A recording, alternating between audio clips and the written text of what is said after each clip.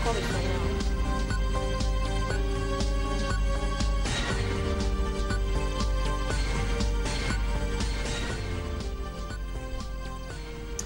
Mesdames, Messieurs, bonsoir et bienvenue à ce rendez-vous d'information sur les antennes de Numérica Télévision. Au fil rouge de l'actualité, le président de la République et plusieurs personnalités ont rendu un vibrant hommage à l'ancien vice-président. Arthur Zaïd Ngoma a été élevé à titre posthume au grade de ce grand officier dans l'ordre national des héros nationaux Kabila Lumumba. Vous allez entendre des témoignages dans ce journal. Rentrée institutionnelle au Parti du Peuple pour la Reconstruction et la Démocratie. Ce cadre initié privilégie plutôt les débats. La rencontre va poser le diagnostic et établir le bilan des affaires publiques. Mesdames, Messieurs, voilà tout pour les sommaires. Encore une fois, bienvenue à cette édition du journal. Direction Palais du Peuple, où le chef de l'État a élevé ce matin à titre posthume Arthur Zaïd Ngoma au grade de grand officier dans l'ordre national des héros nationaux Kabila Lumumba pour les mérites et loyaux services rendus à la nation. Le chancelier des ordres nationaux, le général Chulungu, a donné lecture de l'ordonnance présidentielle relative au cours de cette cérémonie qui s'est déroulée, comme vous le voyez, en présence des différentes autorités. Au chapitre des réactions, les politiciens gardent un bon souvenir. Les acteurs politiques et de la société civile qualifient Arthur Zaïd Ngoma d'un homme de dialogue. Anita Kangoudi et Eric Kalambay. L'homme meurt, mais ses œuvres demeurent toujours. Au Palais du Peuple, différentes personnalités ont rendu un hommage digne de son nom au fils du pays, Arthur Zaïd Ngoma, pour les services rendus à la nation. Je suis d'un homme de paix, un grand conciliateur, et puis un homme qui était très social. Un homme qui avait une éloquence hors norme et qui, bien qu'issu de la rébellion, défendait la patrie. Nous gardons en souvenir l'initiateur des accords de Moody, qui malheureusement n'ont pas connu d'application jusqu'à ces jours. Je peux vous dire que Zaïd Ngoma, c'est quelque chose de particulier. Je le connais parce que Zaïd Ngoma, comme vice-président, comme avant, il a soutenu les notables du Grand Kasaï pour qu'on organise le Grand Kasaï. Arthur Zaïd Ngoma, c'est un grand frère que j'ai bien connu. Non seulement un grand frère sur le plan charnel, mais aussi sur le plan des idées. C'est un homme des idées. Ce que je sais est qu'il a beaucoup travaillé pour qu'on puisse trouver un accord. Et l'accord qui est en route, parce qu'il y aura un accord effectivement, et un accord qui va plaire à tous les Congolais. Je connais Zaïdi peu avant Sun City. Il m'approchera pour essayer de le mettre en contact avec Tshisekedi pour s'entendre. Arthur Zaïd Ngoma s'était investi dans la promotion de l'enseignement. Son décès a coïncidé avec la célébration de la Journée internationale de l'enseignement.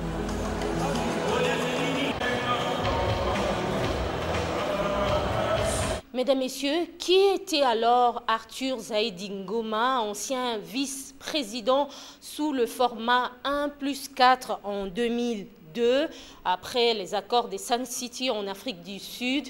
Il est décédé le 3 octobre dernier à l'âge de 69 ans. Il est originaire du Maniema. Son portrait dans ce reportage. Il a emprunté tellement des casquettes que son parcours demeure et restera un palmarès éloquent d'un homme politique accompli. Arthur Zaïd Ngoma est l'un des timoniers des plusieurs pourfendeurs congolais qui sont sur la scène politique. À 22 ans, il était l'un des instigateurs des manifestations des contestations contre le régime de l'ancien président du Congo démocratique Mobutu Sese Seko. Arthur Zaïd Ngoma, encore étudiant à l'Ovanium, avait été arrêté et détenu préventivement au Kankokolo. Son évasion lui a conduit en France, où il a poursuivi ses études universitaires. Déjà dadaïste à Kinshasa, en France, il a obtenu une licence en droit à l'université d'Orléans. Détenteur d'un doctorat d'État en droit de l'Université de Paris Panthéon-Sorbonne en 1981, Arthur Zaidi a été responsable du programme mondial de l'UNESCO de la paix, du désarmement et de la recherche et de l'éducation. Homme engagé, l'ancien vice-président de la République en charge des questions sociales et culturelles était un humaniste. Il a été celui qui a milité pour un salaire décent des fonctionnaires de l'État en République démocratique du Congo. Zaidi Ngoma avait démontré, alors qu'il était vice-président du pays, qu'avec une redistribution équitable des richesses du Congo démocratique, un fonctionnaire peut toucher $280 américains par mois. Président national des forces du futur et du regroupement Camp de la Patrie, Zaidi Ngoma a été dans différentes tractations politiques des dialogues en République démocratique du Congo. Son parcours d'homme politique est tellement costaud qu'on ne saura pas dire tout sur cet homme qui a lutté pour la paix de ces pays. Il laisse plusieurs enfants, meurt à Paris en France, pays de son refuge. Mesdames, Messieurs, on change des chapitres. André Claudel Lubaya a été plutôt investi président de l'Union démocratique africaine originelle par les délégués venus de toutes les provinces et de la diaspora. C'était à l'ouverture de la convention de ce parti politique. Après son père, qui a également dirigé l'UDA, le fils s'est déterminé à perpétuer le combat des pionniers de l'indépendance. Pendant 2 jours, les délégués de l'UDA réfléchissent profondément sur les stratégies et les actions à entreprendre pour redorer au parti sa vitalité et le conduire tout droit vers la conquête du pouvoir d'État par des moyens pacifiques. Au Parti du peuple pour la reconstruction et la démocratie, je vous l'annonçais, on a lancé la première édition de la rentrée institutionnelle, une tribune de réflexion de tous les cadres et partisans du parti au pouvoir qui privilégie le débat sur les actions menées par les institutions du pays en faveur des populations. La rencontre pose le diagnostic et établit le bilan des affaires publiques. C'est un reportage signé Luc Young. L'ampleur de la mobilisation au PPRD révèle l'importance des enjeux politiques et économiques du pays. Le dialogue ne dispense pas les militants et cadres du Parti du peuple pour la reconstruction et la démocratie des rencontres. La rentrée institutionnelle se veut une université citoyenne au parti présidentiel. Nous avons l'obligation de cogiter sur notre cheminement avant de nous lancer dans la course d'obstacles. Mais avant de dire c'est que ce moment particulier, il nous semble plus idoine de commencer par dire c'est que ce moment n'est pas. Ainsi, nous aurons levé tout équivoque qui pourrait s'insinuer dans la quête de sens de cet événement. Ce cadre n'est pas un tribunal, cela va sans dire. Donc pas de plaidoyer, pas de sentence, pas de verdict, pas de déposition, pas d'accusation donc. Il n'est nullement une pleurnicherie, encore moins un mur de lamentation. Nous ne nous réunissons pas ici pour nous transformer en pleureuses professionnelles. Le pugilat n'y est pas admis car on est loin d'un ring de boxe, comme vous pouvez le constater. Il n'est pas autorisé de s'étriper car autant la castagne que les querelles de clocher en sont bannis. Donc, personne n'aura l'occasion de casser du sucre sur le dos de l'autre. On y évitera aussi la boucle émissérisation. Il n'y aura ni plaidoyer pour domo, ni inquisition ad hominem. C'est la première édition de la rentrée institutionnelle. La rencontre traduit la nécessité du parti de concentrer et recadrer les efforts de ses cadres et membres qui travaillent pour le bien-être des communautés congolaises. Dans la foulée, il sera possible de tenter l'institutionnalisation des relations entre notre parti et les institutions publiques. Le fin mot de l'histoire est de nous ouvrir des perspectives en nous mettant en ordre de bataille pour continuer la reconstruction, pour approfondir la démocratie et réaliser le bonheur du peuple congolais tel que voulu par la vision du chef de l'État à travers la révolution de la modernité. Face à la politique et à son évolution, le PPRD tient à rester le phare allumé de la révolution au Congo démocratique. Mesdames, Messieurs, on reste au Parti du peuple pour la reconstruction et la démocratie. La rentrée institutionnelle a été un moment déterminant. À la barre, il y avait le président de l'Assemblée nationale, Aubin Minakou, mais qui a été représenté, et le vice-premier ministre en charge de l'Intérieur, Évariste Bochab. Chacun a répondu aux nombreuses interrogations des militants. C'est un reportage des Ange Makadi et des Luc Young.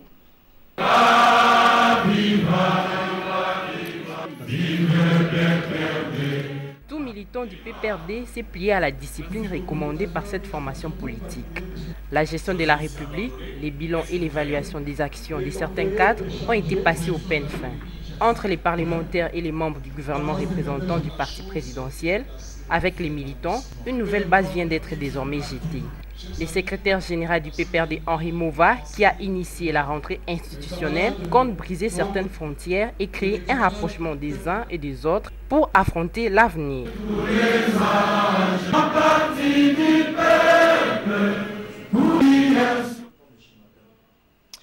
Processus électoral, le président de la centrale électorale séjourne aux États-Unis pour une mission des services selon une source proche de l'organe chargé d'organiser les élections en République démocratique du Congo. Corneille Nangaa prévoit dans son agenda de travail notamment des échanges avec des partenaires sur le processus électoral en cours au Congo démocratique. En politique, on s'achemine vers la fin du dialogue national. Le président de la CENI multiplie des contacts aussi bien au pays qu'à l'étranger dans l'objectif de trouver des voies et moyens devant permettre à son institution d'organiser dans les meilleurs délais les différentes élections dans un climat en tout cas apaisé. C'est un souhait. Le professionnel des médias de la ville de Kinshasa dispose désormais d'un espace de rencontres, d'échanges et de partages. Le centre de ressources pour les médias a été inauguré ce vendredi, plutôt le vendredi dernier. Le centre est situé au quartier Sosimat dans la commune d'Elagombe. C'est un reportage des Bienvenus Babois et des Doudou Kassouba. Le centre de ressources pour les médias est conçu, selon le secrétaire général de GED, comme un cadre de travail, un espace de convivialité propre aux médias. Après la coupure du ruban symbolique, les invités ont fait le tour du propriétaire. Le CRM dispose d'un studio de production audiovisuelle, radio et TV, un cybercafé, une bibliothèque et d'une salle de réunion.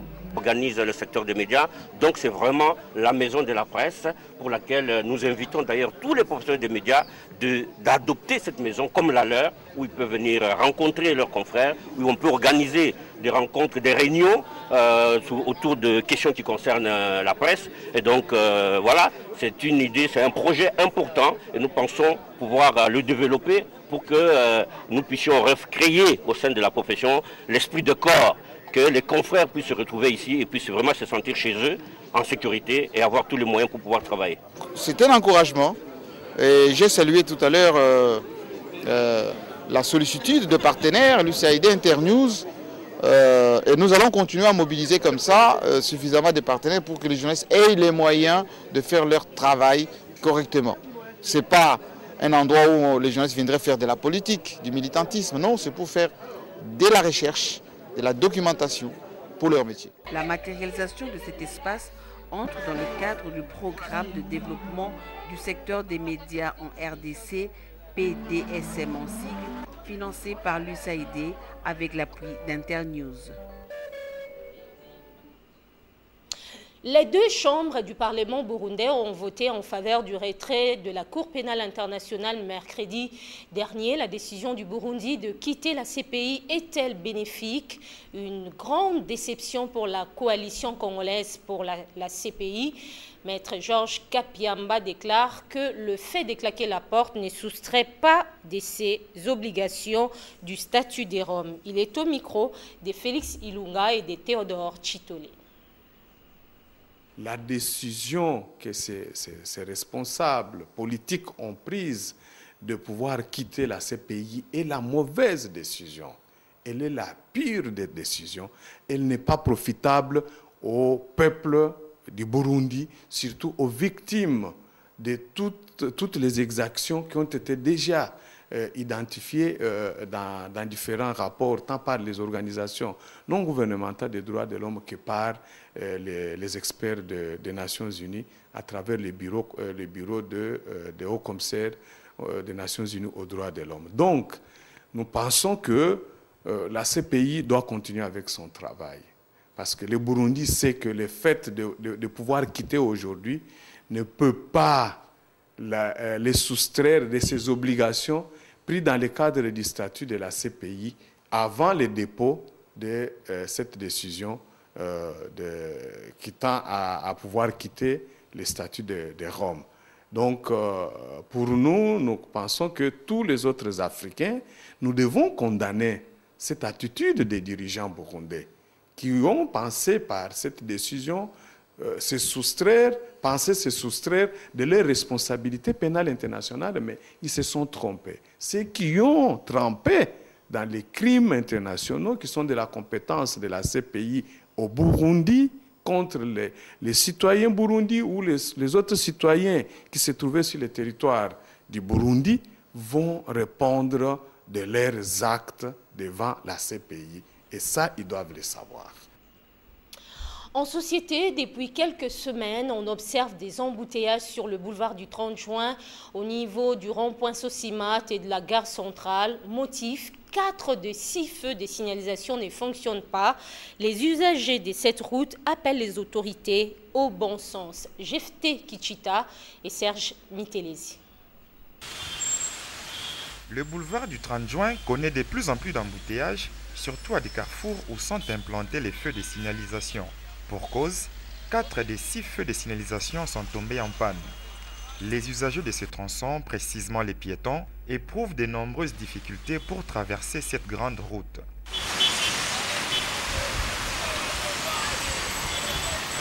La bande piétonnière d'abord n'est pas respectée par les usagers de la route, principalement ceux qui sont en véhicule. Nous, quand nous voulons passer, réellement il y a un sérieux problème puisque quand nous demandons aux usagers de la route, ceux qui sont dans le véhicule, de ralentir, pour eux c'est comme si ce n'est pas une priorité. Effectivement, le fait que ces panneaux ne puissent pas être en bon état, effectivement perturbe réellement le bon passage au niveau de la grande artère. Ça c'est vrai, il faudrait que l'État congolais puisse s'investir pour pouvoir non seulement implanter mais aussi faire un suivi. Le boulevard il est de grandes dimensions et c'est pratiquement 4 bandes x 2, ça fait 8 et c'est vraiment important que ces signalisations puissent marcher. Surtout que notre population n'est pas aussi instruite, c'est vraiment important et il faudra en tout cas que le gouvernement puisse voir ce problème. Outre les conducteurs des taxis et les piétons, cette situation pénalise aussi les agents de la police de circulation routière qui doivent réguler la circulation pendant 2 heures debout avant une probable rotation. En sport, 2 victoires acquises sur penalty. La première au bénéfice de l'ASC Kouya dans un derby de la commune de Lemba contre Standard, battu par 1-0. But inscrit par Merlin Capella Pongo à la 85e minute. Deuxième victoire, celle de la JSK sur penalty, inscrit par Fataki Bamenga à la 15e minute. Dans l'ensemble, 9 rencontres se sont jouées à travers la ville pour le compte de la 7e journée du championnat de l'EPFKIN. Paul Cazozo. En jaune et noir, la Sekouya, en rouge, lève ses standards dans un derby de la commune de Lemba pour le compte de la 7e journée du championnat de l'entente provinciale de football de Kinshasa. Un match fermé de bout en bout et qui s'est dénoué à 5 minutes du dernier coup de sifflet. C'est là la suite d'un penalty à l'actif de la Sekouya, penalty converti en but par Merlin Capella Pongo. 3e défaite de Standard et 6e succès pour la Sekouya, avec un total de 18 points en 7 sorties. Standard s'enlise à 10 pour autant de matchs livrés. Une heure plus tôt, comme Kouya, la GSK s'est tirée d'affaire dans les mêmes circonstances face à Ojana sur penalty aussi, penalty exécuté par Fataki Bamenga.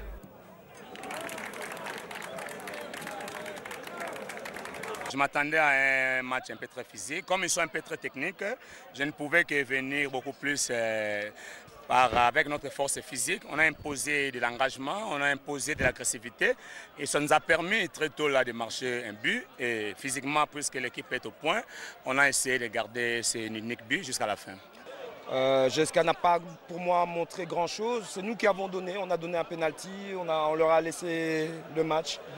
Et c'est ça qui est un peu décevant. Pour le moment, psychologiquement, on n'est pas bien parce que depuis le match de Rangers, on n'est pas bien. Donc on va devoir relever la tête et travailler moralement parce que les joueurs pour le moment sont pas bien depuis le match de Rangers.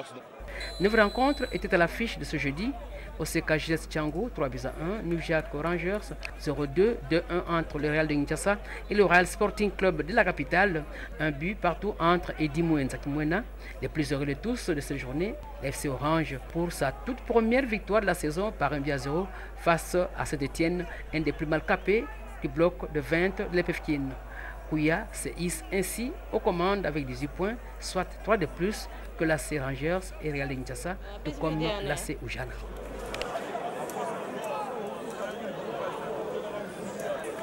Place à présent à la revue de presse. Les journaux parus ce vendredi dans la capitale ont été sélectionnés par Tapi Loutounou et commentés par Bienvenue Babois. Revue de presse.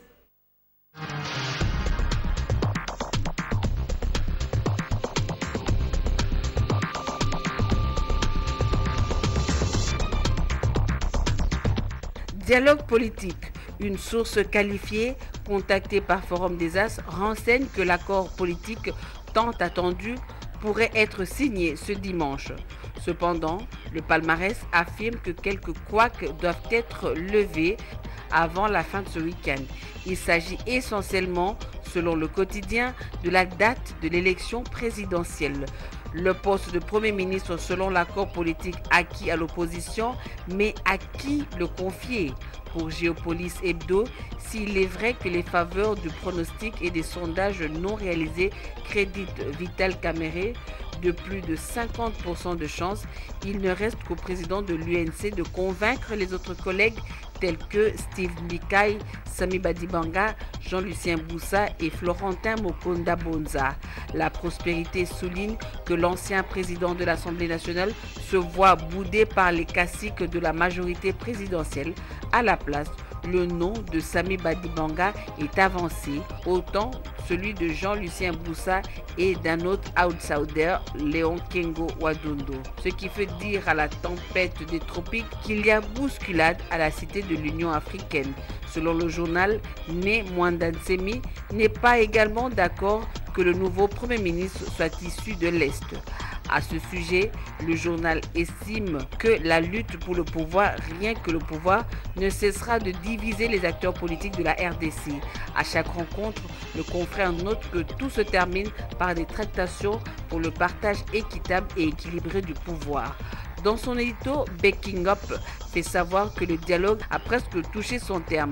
Visiblement, les fruits n'ont pas tenu de leurs promesses de leurs fleurs. Selon l'hebdomadaire, des résolutions avortons qui auront été adoptées. Pendant ce temps, le phare s'inquiète de la campagne anti-Occident en RDC au regard de tout ce que les gouvernants de la RDC racontent sur les Américains, les Français, les Belges présentés comme les pires ennemis de la stabilité politique et économique de leur pays. Vers qui vont-ils se tourner demain en cas d'agression du Rwanda ou de l'Ouganda ou de quête de financement pour des projets de développement auprès des institutions financières internationales? Et c'est tout pour ce soir. Mesdames, Messieurs, voilà donc qui vient clore cette édition du journal. Merci de votre attention et bonne suite des programmes sur Numérica Télévision.